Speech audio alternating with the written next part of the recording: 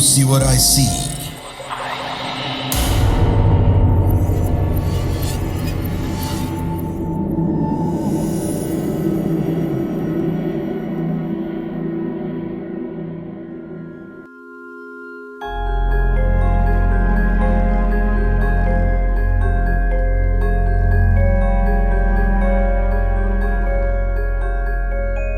Assalamualaikum, halo semuanya, warga desa Sukawati.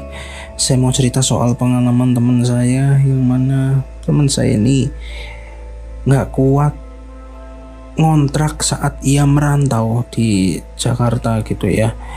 Jadi waktu itu teman saya ini dapat kontrakan yang murahnya kebangetan, 1 bulan cuma 150 sampai 200 ribu, dan bayarnya boleh ngaret. Yang mana kalau ada di Jakarta kontrakan segitu, kalau emang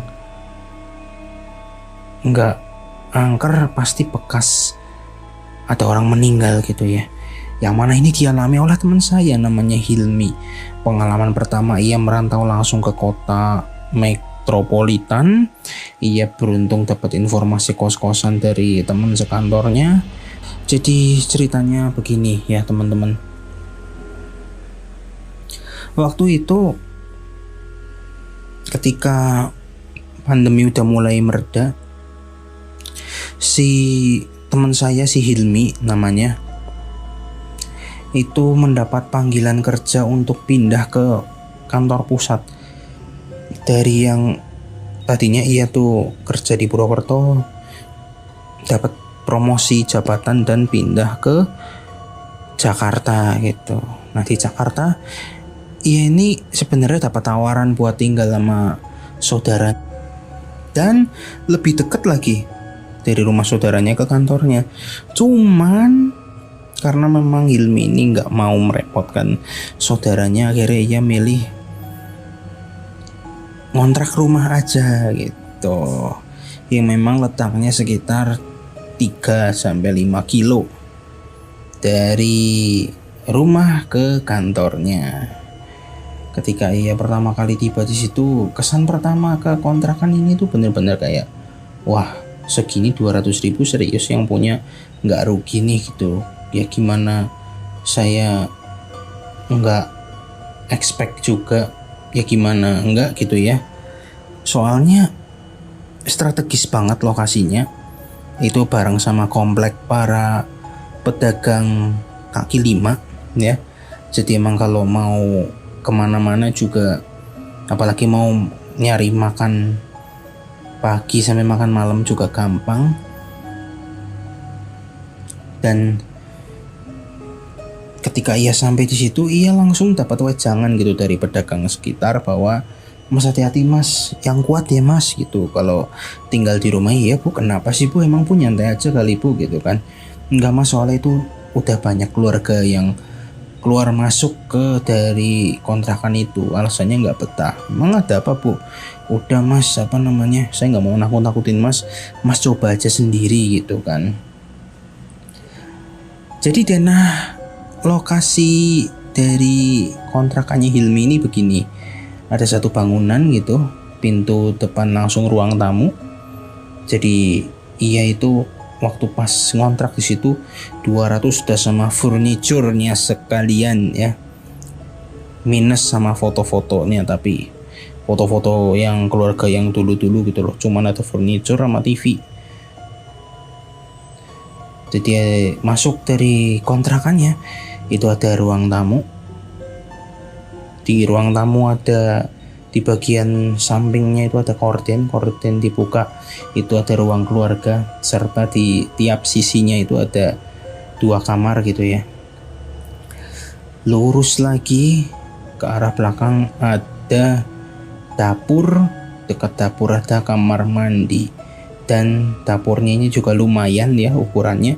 Jadi di dekat dapur ada meja makan, dan juga ada lemari-lemari, yang mana lemarinya ini buat tempat piring dan juga naruh bumbu ya. Satu kamar kuncinya nggak dikasih nama bapak kontrakan, satu kamar lagi buat tidur, udah ada kasurnya juga loh. Jadi dia cuman datang bawa tas koper gitu sama tas ransel, isi baju dan perlengkapan sehari-harinya si Hilmi. Perlu diingat ia cuman 1 bulan aja di situ, dan setiap minggunya 4 minggunya ini dia diganggu bermacam-macam. Minggu pertama ya, Hilmi ini kalau berangkat pagi pulangnya maghrib gitu. Ia ini benar-benar kaget waktu pas ia sampai kontrakannya. Itu kok lantainya ini basah gitu loh, basah jejak kaki gitu loh. Basah jejak kaki, padahal rumahnya udah jelas dikunci dari luar. Sampai ia tuh tanya gitu ke bapak kontrakan yang punya, "Pak, ini kayak ada maling apa ya Pak masuk ke kontrakan saya?" "Ah, yang bener Mas Hilmi, coba dicek dulu barang-barangnya ada yang hilang apa enggak Pak." "Iya Pak, sebentar saya cek dulu."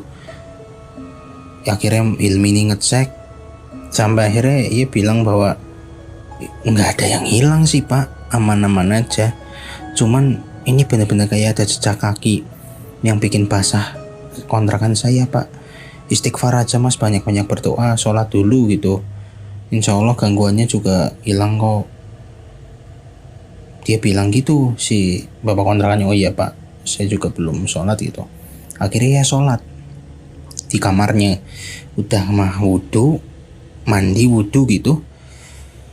Terus ia ngadep kiblat, barulah ia sholat. Yang bikin seremnya lagi, ia sholat itu ada yang ngikutin. Jadi ketika kita pose mau sujud dari Sami Allahu liman hamidah, Allahu Akbar sujud, kan bunyi mesti ya duk gitu ya. Ini bunyi duknya atau hantaman kepala menuju sujudnya itu double men. Asli, aduh. Dan itu terjadi selama sebulan, selama si Hilmi ini sholat di sana gitu loh. Nggak cuma di situ aja. Ketika Hilmi nyetok kopi atau nyetok masakannya ia sendiri yang ditaruh di meja makan, itu pasti stoknya berkurang. Serius men. Jadi kayak ada maling, cuman ketika ia tanya warga sekitar dan lain-lain, emang gak ada pelakunya gitu loh. Itu minggu pertama. Minggu kedua, ia sempat ketakutan karena tengah malam kamar mandinya kayak ada yang make. Bukan cuman itu. Dan emang waktu pas kamar mandinya ia cek gitu, emang beneran basah. Kerannya pun nyala, ia matiin. Dan memang wangi, bau sabun. Loh, ini siapa yang mandi gitu? Biasanya kan di cerita-cerita lain tuh kan kalau ada suara orang mandi, lantainya kering. Ini basah dan wangi sabun, kayak beneran ada yang mandi. Ia cek jendela, ia cek pintu, oh masih kekunci semua. Asli masih kekunci semua. Sampai ia tuh berpikir bahwa apa jangan-jangan ada sosok yang bersembunyi di kamar satunya, yang mana itu kamarnya ini nggak pernah dikasih kuncinya sama si pak kontrakan. Minggu ketiga ini gabungan ya dari teror minggu pertama dan minggu kedua, ditambah sama suara ketukan di pintu dan juga jendela kontrakan. Waduh, itu emang udah bener-bener ulti banget sih gangguannya. Udah mah lantai basah, kayak ada yang mandi di kamar mandi, so ada suara ketukan. Waduh, ia langsung telepon gitu kan, "Pak, ke kontrakan deh Pak, saya mau mengadu soal ketidaknyamanan saya." Akhirnya waktu itu kan hari Minggu ya, si bapak kontrakan nih mampir. "Mas, mohon maaf ya Mas, saya baru jujur sama Mas, emang ada waktu itu satu pemuda Mas yang meninggal di sini." "Loh, meninggal kenapa Pak?" "Iya Mas, depresi Mas gitu." Depresi meninggalnya gimana Pak?" Eh, saya nggak bisa ceritakan mas. Udah dapat wasiat dari keluarganya kalau misalnya jangan diceritakan di penghuni selanjutnya, jangan diceritakan gitu. Dah pak, kalau emang gitu ya, ini minggu terakhir saya genepin sebulan, habis itu saya cabut aja lah pak dari kontrakan ini. Ya kalau memang begitu silahkan mas. Maafin bapak mas, saya soalnya nggak dari awal terus terang, soalnya takut nggak laku kontrakannya mas. Habisnya udah saya murahin harganya, tetap aja nggak ada yang mau gitu. Ya udahlah pak, saya maafkan. Mudah-mudahan gangguannya nggak tambah parah setelah bapak cerita ini. Ternyata ini minggu keempat.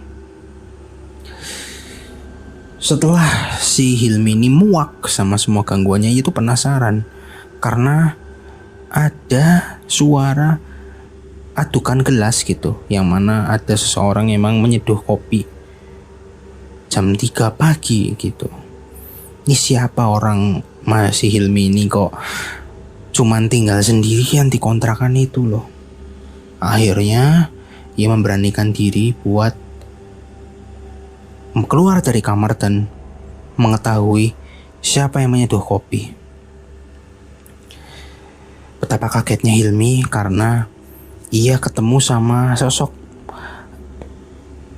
mamas-mamas ya, remaja gitu, yang mana udah duduk di ruang tamu.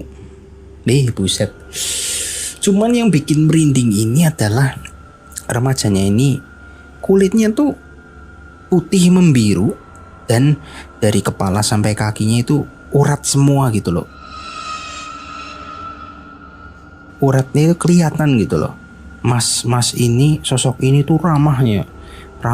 Dia sampai nawarin kopi ke si Hilmi udah keringet dingin, udah pucet.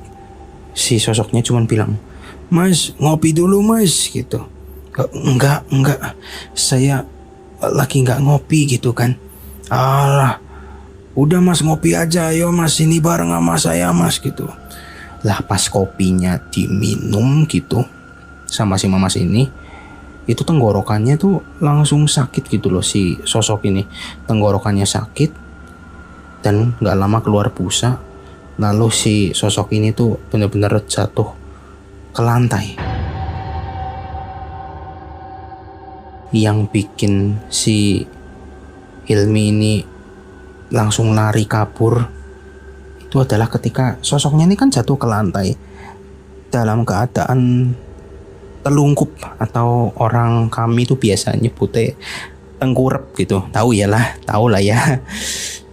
Pas tengkurap kan lantainya udah basah gitu sama muntahan dan juga keluar busanya. Kok bisa-bisanya sosoknya ini tuh kepalanya langsung ngedengak gitu.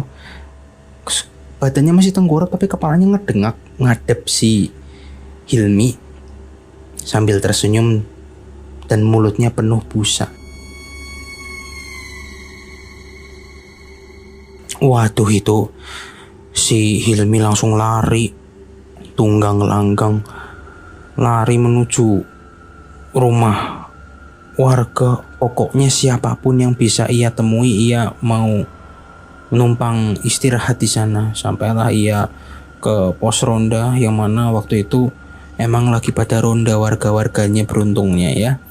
Dia ke situ langsung pada kaget, loh Mas Hilmi kenapa mas? Saya diganggu pak gitu. Diganggu apa? Hilmi ceritalah gangguannya dari pertama kali ia menginjakan kaki di kontrakan itu. Waduh mas, ya udah mas tidur di tempat saya aja mas, tempat saya juga kos-kosan mas. Ayo mas, ada kamar kosong juga, tapi barang-barang saya belum pindah. Udah mas, yang penting mas nyelamatin diri dulu, nanti pas pindahan saya sama bapak-bapak bantuin mas, biar mas nggak ketakutan. Akhirnya Hilmi tidur di situ dan keesokan harinya segera ia berkemas dan pindah ke kos-kosan bapak yang ada di pos ronda itu. Sebelum pindah, ia menceritakan gangguan terakhir yang ia alami ke bapak kontrakan yang punya kontrakan, dan bapak itu pun sedih dan Ia baru bercerita bahwa memang sempat ada yang bunuh diri karena meminum kopi yang udah dicampur dengan racun tikus, karena depresi bahwa si korbannya ini tuh di PHK gitu. So teman-teman semuanya, saya selalu semangat dalam melakukan hal di hari ini ya. Semoga kita semuanya sehat secara jiwa, secara raga, dan juga secara dompet ya pastinya. Mudah-mudahan para warga desa Sukawedi dan Cablaka Mania itu juga diberikan kesehatan, intinya lah ya. Kita semua pengen sehat, kita semua pengen kuat. Insya Allah kita bisa melewati semua ini dengan senyuman ya. So terima kasih semuanya sudah mendengarkan episode saya ini. Jangan lupa dengerin podcast saya juga, Blaka Suta Podcast, di Spotify dan platform-platform lainnya. So terima kasih, tu isi wataisi. Saya Risha ARS dari Purwokerto. Assalamualaikum.